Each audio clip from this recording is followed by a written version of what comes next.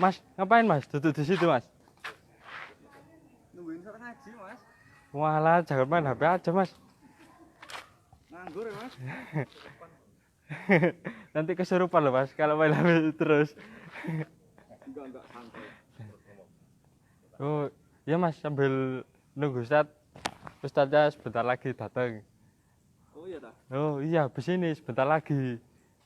Ya wis tak tunggu. Ya. Loh, Mas kesini naik apa Mas? Tadi kesini Mas? Motor lah. Saya kira jalan kaki tadi. Cek Mas, cek seru Mas. Oh iya, main apa Mas? Di HP-nya? Jangan main aja. Nanti dimarahi Ustadz loh.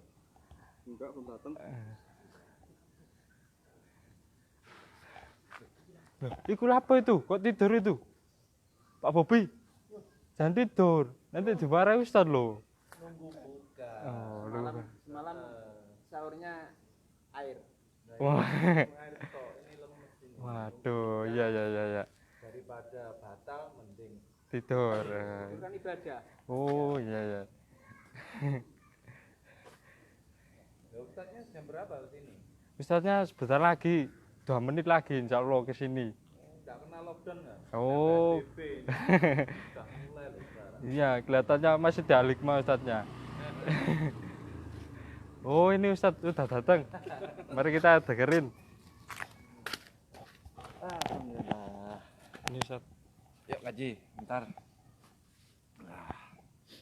Ngaji. Wes siap ngaji.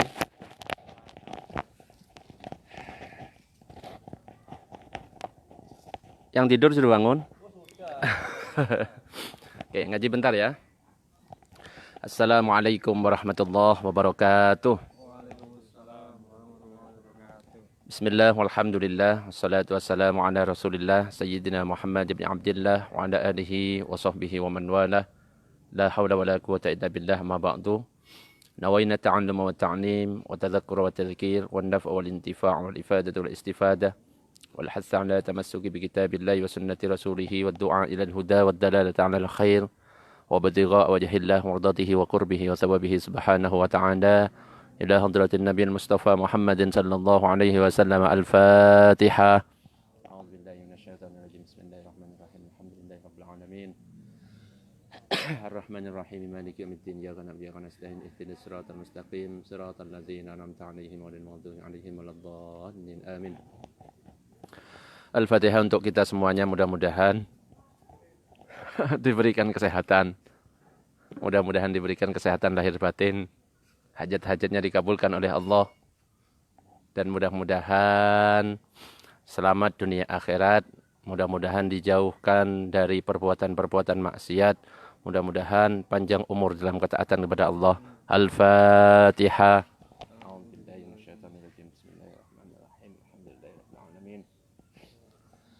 Ar-Rahmanir-Rahim Maliki yaumiddin iyyaka na'budu wa iyyaka nasta'in ihdinas siratal mustaqim siratal ladzina an'amta 'alaihim ghairil maghdubi 'alaihim waladdallin. Amin. Baik, sekarang kita ngaji lanjutan kitab Mukhtarul Ahadits yang ditulis oleh Sayyid Ahmad Al-Hashimi. Sebenarnya ini ngaji pagi ya. Tadi nggak enak badan, flu, makanya saya jadinya ya nggak ngaji, saya ganti sekarang. Tapi insya Allah kan tetap istiqomah ya, meskipun agak digeser ya. Ya sudah, yang di sana itulah ada kursi nih daripada di situ atau di atas pohon. Ini loh. Tapi tetap jaga jarak. Ya, itu kotor itu kursinya. Nah, ini yang bersih. Nah, tapi tetap jaga jarak ya, jangan bersentuhan, bukan mahram. Kok bukan mahram? Nah, itu dibawa. Baik, sekarang kita melanjutkan kajian kitab Mukhtarul Ahadits yang ditulis oleh Sayyid Ahmad Al-Hashimi. Kita sudah sampai kepada hadis yang nomor 10. Yaitu tentang pertanda orang yang berakal. Di dalam kitab ini disebutkan sebuah hadis yang diriwayatkan Abu Naim melalui Abu Hurairah radhiyallahu an. Ibnu Adam, hai ibnu Adam, ati' rabbaka, taatlah kepada Rabbmu, tusamma aqilan, maka kamu termasuk orang yang berakal. wala ta'sihi, dan jangan kamu mendurhakainya, dan jangan kamu bermaksiat kepadanya. Fatusamma jahilan, karena kamu nanti akan dinamai seorang yang jahil. Jadi hadis ini menjelaskan kepada kita bahwa hendaknya kita itu harus menjadi orang yang taat kepada Allah, taat kepada Rabb-nya. Yaitu dengan apa caranya? Menjalankan perintahnya dan menjauhi larangannya. Dan kalau kita sudah melakukan ketaatan kepada Allah, taat kepada Allah, takut kepada Allah, maka kita ini termasuk orang yang apa tadi? Berakal. Kok jahil ya? Kebalikannya, kalau kita bermaksiat kepada Allah, mendurhakai perintah Allah, maka kita itu termasuk orang yang jahil. Kenapa? Karena orang yang durhaka kepada Allah berarti dia sudah membawa dirinya kepada kebinasaan. Akan membawa dirinya kepada dosa. Dan dosa itu akan mendekatkan kepada neraka.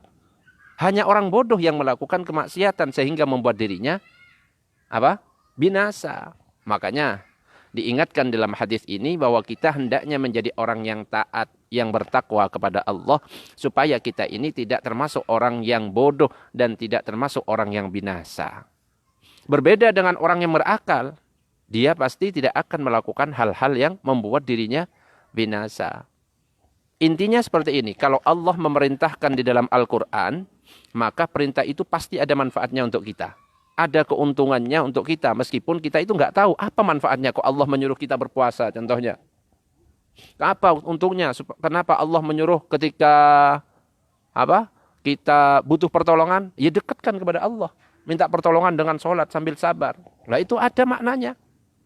Begitu juga ketika Allah melarang sesuatu, itu tentu ada kerugian di dalamnya. Contoh misalnya, kita puasa. Kira-kira ada manfaatnya enggak? Apa manfaatnya? Untuk kesehatan. Pak Suladi tambah sehat atau tambah lemes? Tambah sehat. Ngaku lah. Ya minimal sudah menahan nafsu kita. Ya biasanya suka ngelirik cewek, ya kan? Sudah wes gak mood sama sekali. Nah gitu. Contoh lagi untuk makan atau minum sambil berdiri. Dilarang. Jangan makan atau minum sambil berdiri. Kan ada. Manfaatnya apa? Manfaatnya untuk kesehatan. Setelah diteliti ternyata baik untuk kesehatan. Tapi kalau kita melakukan sebaliknya malah ya makannya berdiri, minumnya berdiri. Ya itu kan juga berpengaruh juga. Orang yang sholat juga berpengaruh untuk kesehatan. Itu membuat badan kita semua badannya itu bergerak semuanya.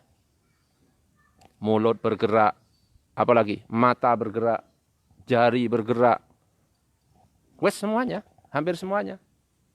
Apa yang enggak bergerak? Ada yang enggak bergerak? Gak usah senyum-senyum. Kok aneh. Ya intinya lah, ya membuat sehat juga ada manfaatnya. Yang awalnya dengan jamaah yang lain kita tidak kenal, jadi kenal. Dan lain sebagainya. Ada perintah misalnya, wala taqrabuz zina, jangan mendekati zina. Tentu ada keuntungannya perintah dari Allah itu untuk menghindari zina itu. Apa contohnya? Bisa terhindar dari penyakit HIV AIDS. Ya makanya, mumpung ini sekarang bulan Ramadan, ayo kita gunakan untuk bertobat dari maksiat-maksiat yang sudah pernah kita lakukan di sebelum-sebelumnya, di bulan-bulan sebelumnya. Kita gunakan untuk bertobat kepada Allah. Karena bulan Ramadan ini adalah bulan ampunan, bulan penuh ampunan. Kita manfaatkan. Jangan sampai kita di bulan Ramadan ini tetap dalam keadaan berdosa ketika keluar dari bulan Ramadan ini. Nah itu kita berarti menjadi orang yang rugi. Seharusnya keluar dari bulan Ramadan ini harusnya sama kayak orang yang baru lahir. Bersih. Jelas? Sekali lagi, kerjakan ketaatan kepada Allah agar kita termasuk orang yang berakal dan jauhi mendurhakai dan bermaksiat kepada Allah supaya kita tidak termasuk orang yang jahil atau orang yang bodoh. Sebelum saya lanjutkan, ada pertanyaan? Ada yang mau dikomentari? Enggak ada pertanyaan? Lanjut. Oke, berikutnya adalah hadis yang ke-11. Tentang perbuatan halal tapi dibenci oleh Allah. Apa kira-kira? Perbuatan halal tapi dibenci oleh Allah. Suka makan. Perceraian. Ya, di sini disebutkan. Di dalam hadis disebutkan, diriwayatkan oleh Imam Abu Daud. abghadul halali ilallahi at-talaq. Perkara halal yang paling dimurkai oleh Allah itu talak. Jadi cerai itu atau talak itu hukumnya ya halal-halal saja, boleh dilakukan. Tapi Allah benci kepada perbuatan talak ini. Jadi hakikatnya dalam Al-Quran, dalam hadis, perceraian itu boleh.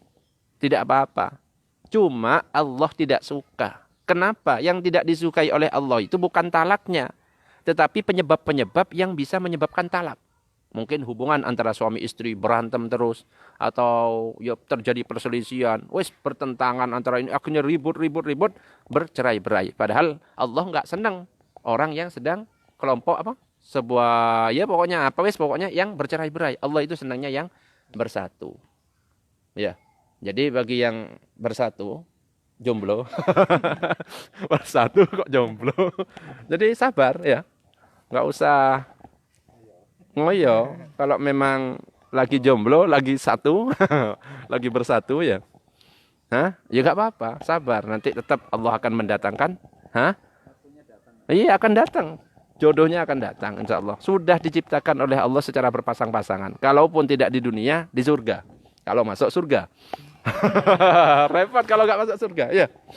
Nah, insya Allah. Wes gak ada jodoh, gak duwe jodoh, neraka. Repot kan? Nah, jadi sabar yang masih bersatu ini ya, maksudnya jomblo. Ya, Indonesia merdeka itu karena apa? Bersatu bukan berdua. Nah, itu ya. Bahkan Nabi Muhammad SAW itu pernah mentalak istrinya. Sudah tahu? Nah, namanya itu adalah Siti Hafsah radhiyallahu anha. Tetapi kemudian beliau merujuknya.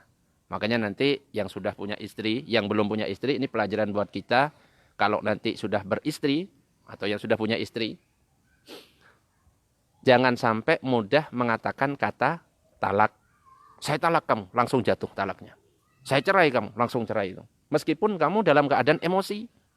Lagi marah. Marah wis. Berantem akhirnya marah langsung, saya cerai kamu, cerai. Apalagi ngomongnya saya talak 3, langsung jatuh talak 3. Kalau talak 3 sudah nggak bisa dirujuk. Harus apa? Harus istrinya yang ditalak itu nikah dengan orang lain. Terus cerai, sudah berhubungan intim dengan orang lain, cerai, baru boleh balik. Nggak boleh juga janjian. Nanti tolong tak bayar piro. Nggak boleh janjian kayak gitu. Akhirnya Pak Freddy bersedia, saya siap. Bagian penghalalnya, repot ini. Kalau kayak gitu ya. Jadi jangan sampai sembarangan mengatakan kata talak. Jadi ada talak 1, talak 2. Kalau talak 1 itu masih bisa balik. Talak 2 masih. Talak 3 itu sudah nggak bisa balik. Kecuali dia itu sudah nikah dengan orang lain. Sudah berjima dengan pasangan itu. Kemudian dia talak. Baru kembali kepada kita. Nah kalau talak misalnya kita sudah kadung mengatakan talak. Selama masa iddah itu belum berlalu. Nanti pelajaran masa iddah nanti bab fikih. Ya, enggak usah diperdalam dulu di sini. Ini masalah hadis. Masa iddah itu belum berlalu, cara merujuknya gampang. Tinggal mengatakan saya rujuk kamu. Itu sudah balik. Tapi sudah dihitung 1. Jangan mengatakan talak lagi. Nanti 2. Jelas ya? Masalah talak? Jelas? Nah, ini ada pertanyaan biar jelas. Yuk. Kalau mentalak ya, pertama ya, kalau merujuk cukup mendatangi, ngomong dengan istrinya lagi, nggak harus cari ke penghulu lagi gitu ya. Jadi selama masa iddah masih ada, misalkan baru ngomong sekarang, besoknya katakan langsung aja, saya talak. Kok saya talak sih? Sekarang bilang saya talak kamu, gitu kan? Wes talak, cerai itu sudah. Besoknya karena berubah pikiran, saya rujuk kamu, wes sudah balik. Kalau masa iddah masih ada, tidak perlu penghulu, saksi-saksi. Tapi kalau masa iddah itu sudah selesai, maka aturan-aturan syarat rukun nikah itu berlaku lagi. Ada saksi, ada penghulunya yang mengitukan. Ya, atau mau praktek lagi? Coba. Sudah ya, cukup ya. Wes, jelas? Ada lagi pertanyaan? Ya, misalkan terjadi KDRT, wes pemukulan, wes gak bisa diajak komunikasi suaminya, istrinya sama suami, wes gak bisa akur dan lain sebagainya. Awalnya ya jangan langsung mudah mengatakan talak pokoknya. Coba untuk selesaikan terlebih dahulu. Kalau memang sudah gak bisa, suaminya nggak sholat, nggak ini, ya istri boleh mengajukan talak ke hakim, mengajukan cerai, gugat cerai. Nah itu nanti ada istilah lain ya, tapi nanti bab fikih. Untuk yang mengajukan talak itu apa harus dominan suami? Kalau istri yang mangkal terus istri yang ngomong itu apa juga berlaku hukumnya? Jadi kalau istri mengatakan talak atau cerai sampai 2 juta kali, gak jatuh talak. Sak puasnya, wis komongo talak, gak jatuh talak. Tapi kalau suami ngomong sekali saja, kamu saya talak, atau WA, kamu tak talak ya, main-main, jatuh itu. Loh ya iya. Atau misalnya apa? Mengiyakan, istri ngomong, wes, saya minta talak. Orang gara-gara ribut, ya tak talak kamu. Loh, jawab. Jatuh. Hati-hati makanya. Pokoknya jangan sampai mengatakan kata talak. Oh, mengokekan. WA, ya wes, aku minta gugat cerai. Oke. Kapan? Kalau niatnya itu sudah niat talak, jatuh. Atau, wes pulang ke rumahnya, ke rumah bapakmu. Nah, itu talak kinayah namanya. Masih perlu, maksudmu apa? Pulang ke rumahmu apa? Suruh ngambil bekal atau gimana? Kan gitu loh. Tanya. Kalau niatnya dia mengatakan gitu itu nilai niat apa? Talak atau cerai, jatuh. Tapi kalau niatnya ya cuma mau mengancam apa. Nah, itu butuh niat dari itu belum langsung jatuh. Tapi kalau yang sudah jelas, sorry namanya, kata-kata talak, cerai, pisah, saya lepas kamu, wis, lepas. Nah, yang pernah ngomong seperti itu, ya segera cari istri lain. Ngawur, ya enggak. Kayak gitu ya. Ternyata jangan-jangan Pak Freddy pernah misalnya. Tapi 10 tahun yang lalu wis expired. Expired wis berkali-kali iya. Berzina berkali-kali repot itu. Ya, makanya gunanya kita ngaji ya seperti itu. Jelas ya? Oke, kita lanjutkan.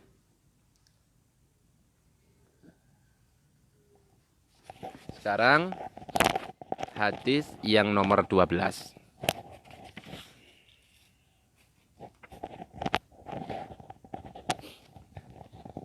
Hadis ini diriwayatkan oleh Imam Baihaqi melalui Jabir radhiyallahu anhu.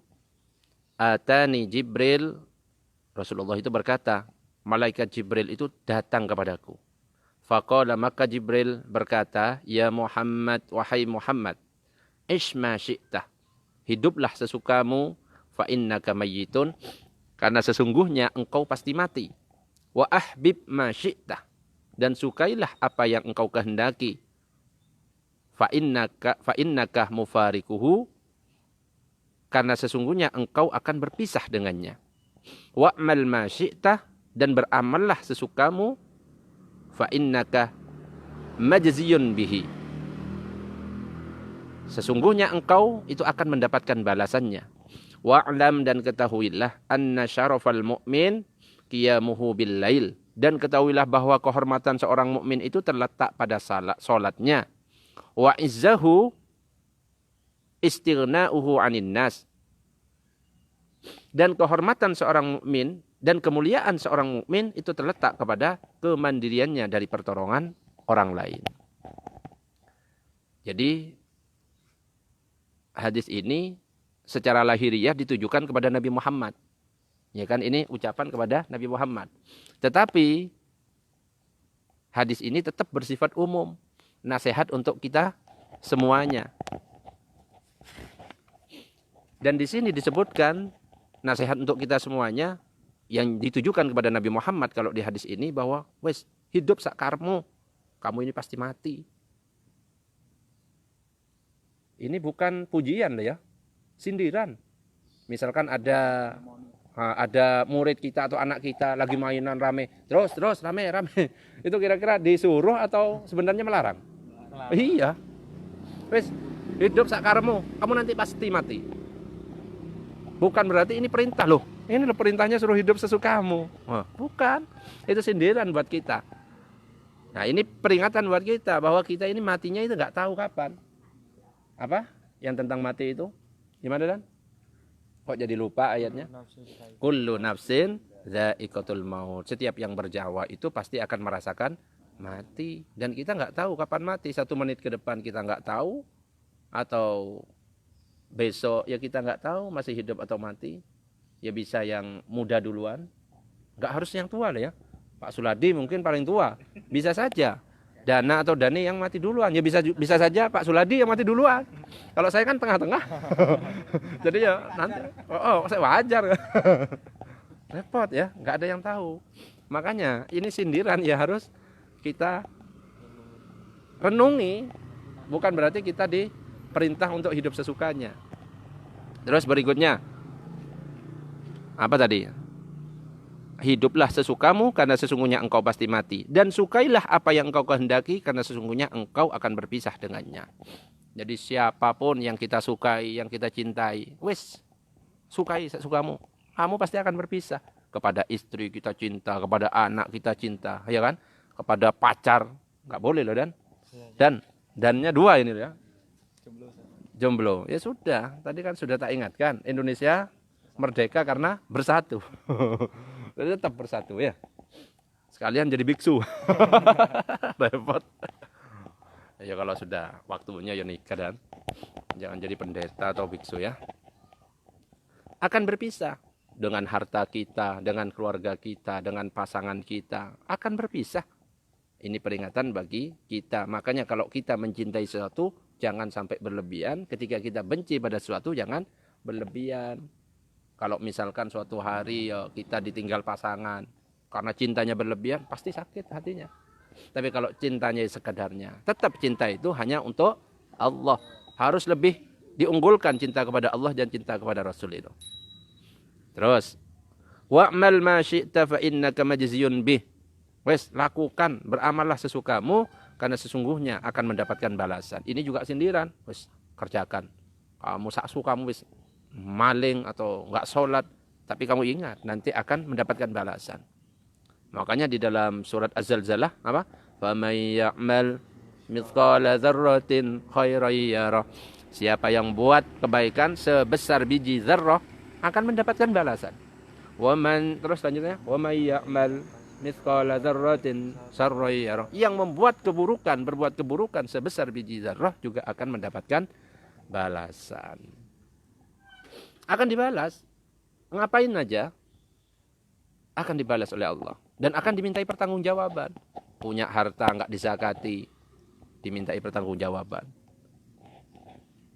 Enggak sholat, enggak nyuruh keluarganya juga sholat, enggak ngaji, itu akan dimintai pertanggungjawaban. Waktu yang diberikan oleh Allah kepada kita akan ditanya, digunakan untuk apa waktumu itu.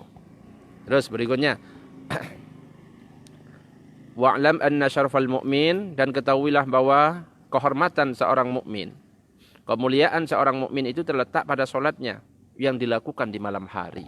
Jadi kalau pengen melihat bahwa orang ini orang baik, mulia di sisi Allah, jadi lihat sholat malamnya. Tapi nggak usah dikasih tahu ke orang-orang. Alhamdulillah tadi malam sudah sholat tahajud, update status. Alhamdulillah bisa bangun jam 3, habis sholat kemudian sahur. Nggak usah kayak gitu. Lagi sahur atau makan di foto, cekrek. Alhamdulillah buka hari ini. Jangan. Di luar sana loh banyak orang yang nggak bisa makan, cuma makan kerupuk. Ya, jangan pamer-pamer makanan. Kalau memang nggak mau ngasih, ya sudah. Hah? Di masjid ya ada air. Biasanya mewah di masjid ya sudah nggak ada loh. Pokoknya intinya jangan pernah moto-moto makanan kemudian di-post, di-update status, jangan. Di luar sana masih banyak orang yang nggak punya makanan, apalagi ya sekarang ini repot orang-orang corona ini, ya nggak selesai. Kita berdoa kepada Allah mudah-mudahan coronanya tetap cepat diangkat. Amin, amin ya rabbal alamin. Dilihat sholat malamnya, nggak usah update status. Pokoknya kalau ada orang itu tidak bertanya, nggak usah dikasih tahu. Kadang-kadang nggak nanya itu dikasih tahu. Ya kamu kok ngantuk? Iya, habis sholat malam. Nggak usah, biarkan. Kurang tidur, gitu aja. Tutup amalan itu. Kadang-kadang karena tadi malamnya nggak sholat, ketika ditanya, tadi malam nggak sholat malam dah. Enggak, tapi kemarin saya sholat malam. Udah dikasih tahu yang kemarin, itu nggak usah itu. Hilang itu pahala yang kemarin. Misalkan lagi iktikaf di 10 terakhir iktikaf, biasanya bareng sama temennya. Nah, di satu hari nggak iktikaf karena kesiangan misalnya. Ditanya, tadi malam kok nggak iktikaf? Iya, saya kesiangan. Tapi kemarin saya 2 hari yang lalu sama kemarin saya iktikaf di Masjid Al-Akbar. Dikasih tahu, padahal kan nggak ditanya. Nah itu repotnya kita ya kayak gitu. Kadang-kadang pamer amal. Wa izzahu dan kemuliaannya istighna'uhu 'anin nas, kemuliaan seseorang itu, kemuliaan seorang mukmin itu terletak pada kemandiriannya dari pertolongan orang lain. Jadi dia itu tidak butuh kepada manusia, dia hanya bergantung kepada Allah. Karena apa? Karena Allah itu Allahus Somad, tempat bergantung segala sesuatu. Kalau kita punya permasalahan, sampaikan dulu kepada Allah. Ini nyamuk masuk ke hidung ini apa sih? Ini repot ini. Oh nggak mengenyangkan kok batal ya. Ini sing dosa nyamuknya ya. Oh masuk ke hidung. Ada pertanyaan? Ya. Ya. Untuk yang beramal tadi Ustaz ya, beribadah kayak kita nggak memamerkan sholat. Seperti mama kita menyumbang sesuatu, tapi kita nggak ya niatnya kita nggak punya niat untuk pamer dan tapi kan orang yang dikasih kadang kan cerita ke orang-orang, akhirnya kan muji-muji, kadang kita kan nggak tahannya di situ toh.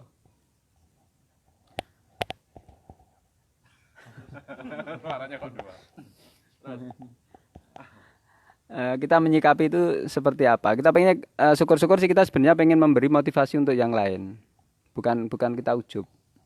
Cuman kadang kan berat, kita kan masih kadang kepleset juga di situ. Untuk mempertahankan itu seperti apa?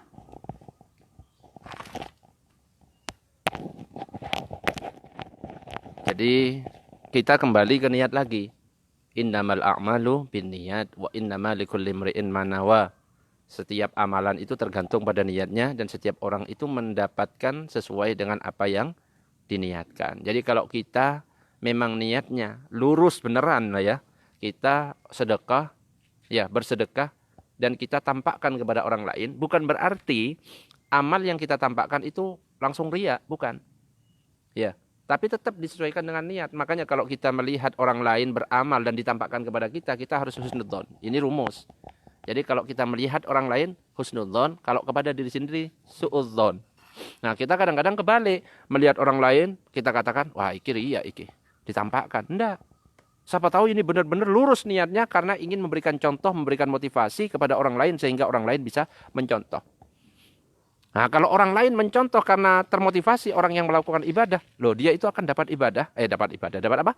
Pahala yang mengalir. Jadi kayak apa? Dari jariyah. Ngalir terus selama itu ditiru. Kita misalnya rajin ke masjid, dilihat sama orang, enak ya. Kayaknya kok orang ini sering ke masjid, kok kayaknya jadi adem. Akhirnya ditiru. Nah, kadang-kadang ada pahala yang tidak kita ketahui. Tiba-tiba ada aja pahala. Loh, pahala dari mana ini? Ternyata pahala karena orang lain melihat kita. Kecuali kita nampak-nampakkan. Niat kita memang menampakkan. Sedekah ditampakkan memang. Biar saya dilihat orang sebagai dermawan. Loh itu beda niatnya. Jadi kalau kita mau infak atau dan lain sebagainya, mau beramal, mau ditampakkan atau enggak ditampakkan, boleh. Yang penting niatnya, kembali ke niat. Tetapi kalau kita tidak bisa menjaga niat, yang paling afdol sembunyi. Kalau enggak bisa menjaga niat. Kalau bisa menjaga niat, ya sudah. Silahkan. Tampakkan aja. Sholat berjamaah. Allahu Akbar. Kalau orang yang nggak bisa jaga niat, sholat sendiri cepat. Bismillahirrahmanirrahim. Terus ada kresek-kresek di belakang, kresek-kresek. Alhamdulillahirabbil alamin. Ternyata ngeliat ke belakang kucing. Repot. Kan kecewa. Jadi kalau orang nggak ikhlas melakukan sesuatu itu kecewa. Kalau ternyata dia itu nggak mendapatkan apa yang diinginkan. Orang yang nggak ikhlas itu kan pengen dapat pujian dari orang lain. Pengen dapat pujian, ternyata orang lain gak muji kita. Nah kita sholatnya Allahu Akbar, diangkat ke atas gini. Ininya ditarik, Allahu Akbar. Ternyata yang kresek-kresek di belakang bukan orang, kucing. Kecewa enggak? Kecewa. Padahal pengen dapat pujian yang kresek-kresek di belakang. Ada mertua, Allahu Akbar, langsung di fasih-fasihkan. Hak jadi ka. Alhamdulillah. Iku malah salah. Ya, jangan gitu. Wes, biasa. Gak ada orang ya sudah selesai, aman wes, nggak usah terpengaruh lah. Jadi orang yang ikhlas itu adalah dia dipuji orang lain gak besar kepala, ketika dicela sama orang lain dia tidak ciut, gak minder. Wes, saya melakukan karena Allah, mau dipuji, oke, silahkan. Mau dicela, silahkan. Plak. Ada infak jalan, wes, gak usah tutup, brek. Karena 1.000 ditutup. Kalau 10.000, apa, 100.000, oh, ini wes pertanda kalau kayak gini. 10.000 diangkat. Salah. Gak pas kok bisa gak pas ke lubangnya gitu. Astagfirullah. Dimasukkan. Itu tanda gak ikhlas. Kalau 1.000 langsung tepat gitu ditutup. Seakan-akan ikhlas. Ya. Intinya kepada orang lain kita harus husnudzon. Meskipun disampaikan infak, perolehan infak Jumat ini Bapak Freddy 1 M. Wah, harus husnudzon. Wah, ikhlas ini. Ikhlas. Padahal Pak Freddy-nya enggak. Ya enggak apa-apa urusannya Pak Freddy. Urusan kita itu husnudzon. Gitu loh, ya.